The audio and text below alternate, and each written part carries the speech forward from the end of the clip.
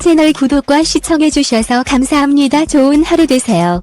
박근혜 대통령 탄핵 심판 대리인단이 최순실 씨 60일 소유한 것으로 알려진 미르케이 스포츠재단 설립 관련 대통령 탄핵 소추 사유 부분에 대한 의견서를 헌법재판소에 제출한 가운데 신정아 사건을 언급해 신정아에 대한 관심이 쏟아지고 있다고 하는데요. 한편 박 대통령 측 대리인단은 미르케이 스포츠재단 설립 과정과 기업들이 강제성 없이 자발적으로 재단 출연에 참여했다는 검찰 진술 사실조회 내용을 담은 의견서를 헌법재판소에 제출했다고 밝혔습니다. 해당 의견서에는 양 재단 임원들의 경력과 선임 과정, 재단 이사회 사업 내역, 재단 예산 시 국고 귀속 등의 내용도 함께 담겼다고 하는데요. 특히 대통령 측 대리인단은 노무현 정부 시절 불거진 신정아 사건과 비교해 대통령의 탄핵소추 사유 중 직권남용 권리 행사 방해, 제3자 뇌물수수, 뇌물죄는 성립하지 않는다고 주장했습니다. 박 대통령이 양 재단 설립 과정에 관여하고 대기업의 출연을 요구한 행위가 위법하지 않다는 것이라고 하는데요. 신정아 씨는 노무현 정부 당시 미국 예일대 학력 위조 및 변양균 당시 대통령 정책실장과의 스캔들로 세상을 떠들썩하게 했던 인물이라고 하는데요.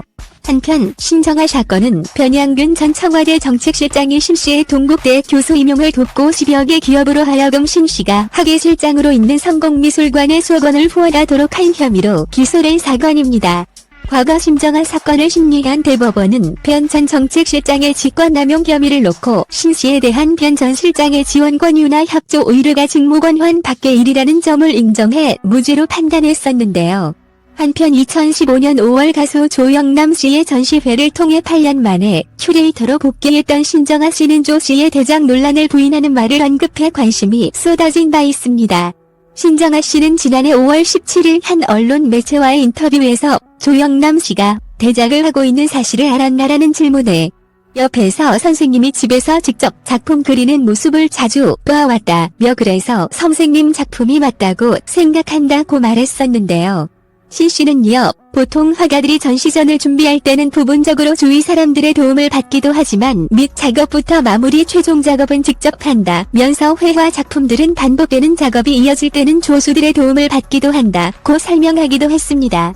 특히 백남준 씨를 예로 들며 백남준 선생님도 설치하는 과정에서는 조수들의 도움을 받아 작품을 만들어냈다라며 대작이라는 표현을 일반인들이 잘 모르고 있어 안타깝다고 강조했었는데요. 두 사람은 2015년 5월 경기도 부천 서광사 천상법당에서 조영남이 만난 부처님이란 타이틀로 전시회를 열었다. 신정아 씨는 이 기획 전에 아트 디렉터로 활동했다고 하는데요. 특히 평소 여친에 대한 거침없는 발언을 해왔던 조 씨 당시 신정아는 내 여장 관리 1호 여자친구라며 이번 전시는 신정아의 조심스러운 신장개업이라고 표현한 것으로 알려졌습니다. 채널 구독과 시청해주셔서 감사합니다. 좋은 하루 되세요.